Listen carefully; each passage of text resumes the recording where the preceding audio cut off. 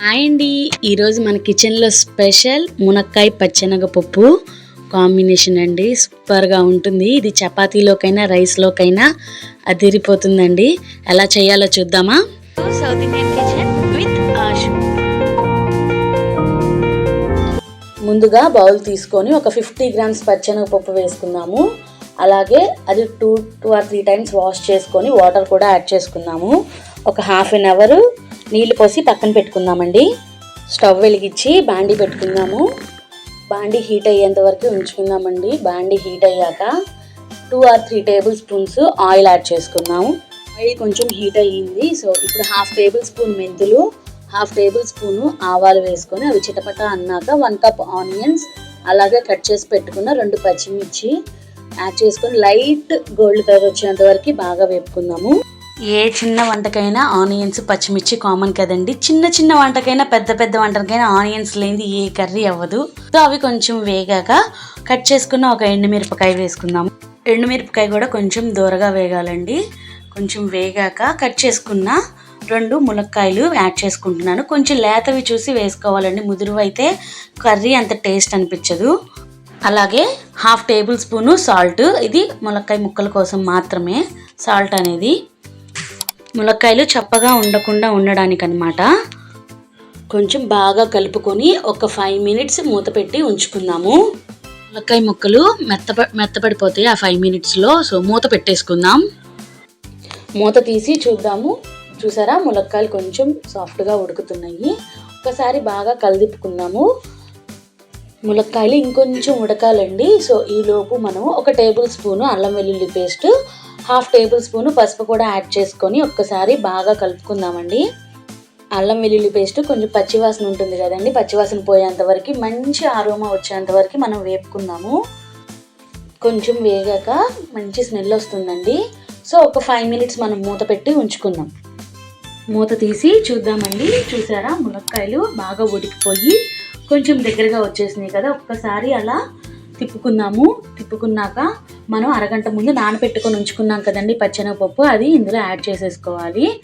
So half an hour ముందే wash చేసుకొని నానబెట్టుకోండి. ఇది ఉడకడానికి ఎక్కువ టైం ఏం తీసుకోదు, ఎందుకంటే ఆల్రెడీ మనం హాఫ్ అన్ అవర్ ముందే బాగా నానబెట్టి ఉంచుకున్నాం కాబట్టి. పచ్చెనగపప్పు కొంచెం సేపు వేగనిద్దాము. ములక్కాయకి అలాగే పచ్చెనగపప్పుకి ఒక ఫ్లేవర్ ఒకటి పట్టేంత వరకు ఒక 5 మినిట్స్ అలా వేపుకుందాము. కొంచెం వేగాక కట్ చేసి పెట్టుకున్న 1 కప్పు టమాటాస్ కూడా యాడ్ చేసుకుందాము. అలాగే 1 టేబుల్ స్పూను కారము, హాఫ్ టేబుల్ స్పూన్ జీరా powder, half table spoon salt కూడా యాడ్ చేసుకొని మనము కదపకుండా అలాగే ఒక 5 మినిట్స్ మూత పెట్టి ఉంచుకుందామండి. ఓపెన్ చేసి చూద్దామా. చూసారా, టమాటాలు కొంచెం ఉడికిపోయినాయి. ఒకసారి బాగా కలుపుకుందాము. ఎప్పుడైనా సరే టమాటాలు వేసినప్పుడు ఉప్పు, కారం, మసాలా ఏదైనా సంథింగ్ మనం ఏ కారపొడిలో వేసినా సరే కదపకుండా అలాగే ఉంచేస్తే తొందరగా మగ్గిపోతుంది అనమాట. అందుకని అలా ఉంచాను నేను. అలాగే ఒక రెబ్బ కరివేపాకు కూడా యాడ్ చేసుకొని 1 నిమిషం అలా వేపుకుందామండి. 1 నిమిషం అలా వేగనిచ్చాక ఒక హాఫ్ గ్లాస్ వాటర్ కూడా యాడ్ చేసుకుందాము. టమాటా ముక్కలు మునిగేంత వరకు వాటర్ యాడ్ చేసుకుంటే సరిపోతుందండి. ఆల్రెడీ మనం ముందు నుంచే ఉడకపెట్టుకుంటూ వేపుకుంటూ వస్తున్నాం కాబట్టి. సో ఒక 5 మినిట్స్ మూత పెట్టి ఉంచుకుందాము. మూత తీసి చూద్దామా. చూసారా, బాగా ఉడికిపోతుందండి. ఆవిరి చూడండి పైకి ఎలా వస్తుందో.